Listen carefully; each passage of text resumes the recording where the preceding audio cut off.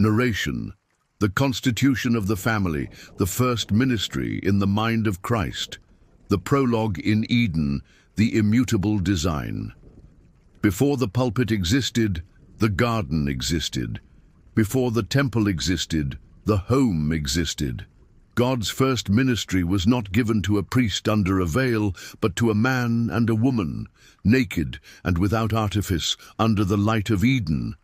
I did not create them to be self-sufficient beings, but to be a witnessing unity. In the mind of the Father, marriage was not a social contract. It was an ontological covenant. The union of male and female was the tangible representation of my own relational nature, not a mere biological arrangement, but the first and most sacred reflection of the Trinity, plurality in unity. God made them male and female.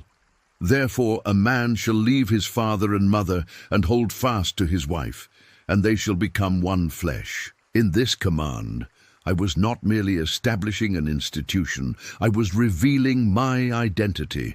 The family, in its original constitution, one man, one woman, in indissoluble covenant, is the first and last domestic church. The laboratory where the truth of my covenant must be practiced before it is preached. The ministry of covenant, the mutual sacrifice. The world, in its legalistic cowardice, views marriage as an individual right. I see it as a sacrificial discipline.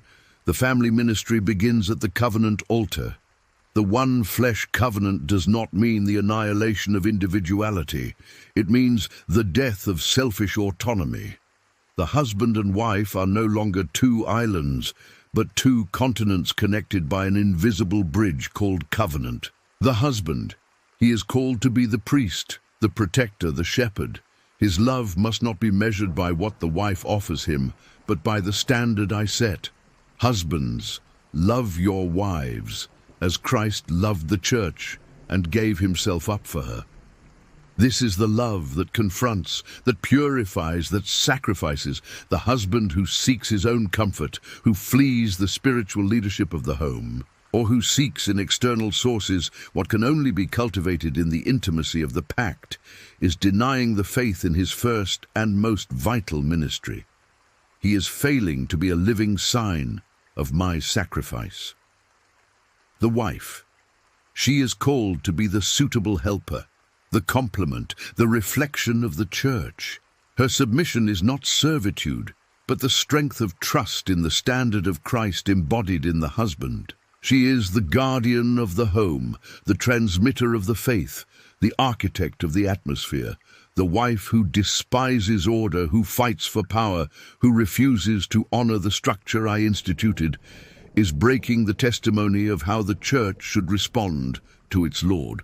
The first ministry is therefore the dress rehearsal for eternity. If love, forgiveness, and perseverance fail in the intimacy of four walls, all public service becomes a fragile façade, the stewardship of the heritage, the progeny battlefield. The family is not an entertainment club, it is a school of discipleship. Children are the couple's first congregation, and education in the faith is their first and most inescapable pulpit. The world pressures us to be parents who provide material comfort and pleasure. I call parents to be masters who shape character.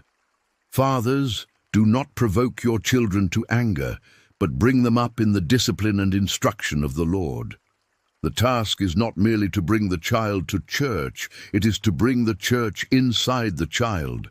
The home is the fiercest battlefield. It is where hypocrisy is most quickly detected. It is useless to preach holiness in the temple if wrath, grumbling, and lust rule the living room. The child does not absorb your preaching, he absorbs your life. The father who outsources the education of the soul, who is more present in his public ministry than in his domestic ministry, is worse than an unbeliever. 1 Timothy 5:8. He has denied his first and most sacred charge. He has gained the world, but lost his home. Children, in turn, are called to honor. To honor is not just to obey, it is to value, to honor the covenant, to honor the order, to honor the sacrifice. The rebellion of the child is the first sign that the authority of the kingdom has been challenged. The judgment of the breach, the attack on the cell. The family is the fundamental cell of society and the church. Therefore, the adversary's attack is constant and multifaceted. Divorce, to the mind of Christ, is not just a legal failure. It is an ontological violence. It is the cutting of the one flesh, the negation of the oath, the breaking of the reflection of my faithfulness to the church.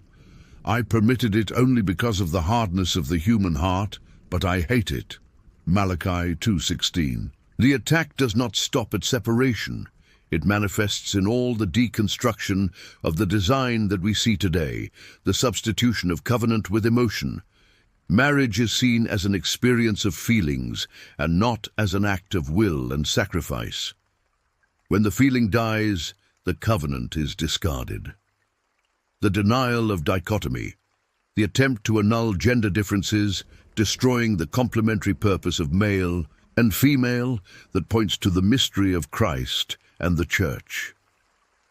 The idolatry of career, the priority given to external financial or ministerial success, leading to the emotional and physical abandonment of spouses and children.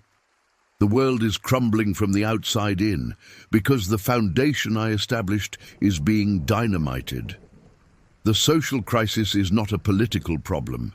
It is a family problem. The emotional orphans of our time are proof of the failure of the first ministry, the rescue of the domestic church, the radical call.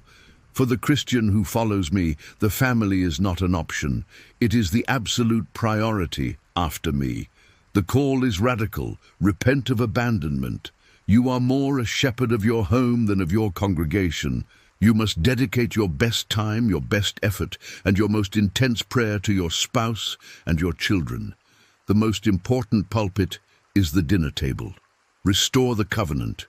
Do not allow the cynicism of the world or the failures of the past to define your future. Honor the oath. Love sacrificially.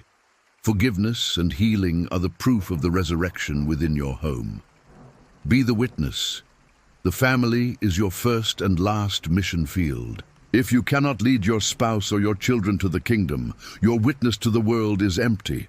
I, the Christ, am building my church. But the foundational brick of that church is not the rough stone of public religion. It is the indestructible cell of the home that honors me. May your house be not just a dwelling place, but a living ministry that reflects the glory and faithfulness of the one who joined the two into one flesh.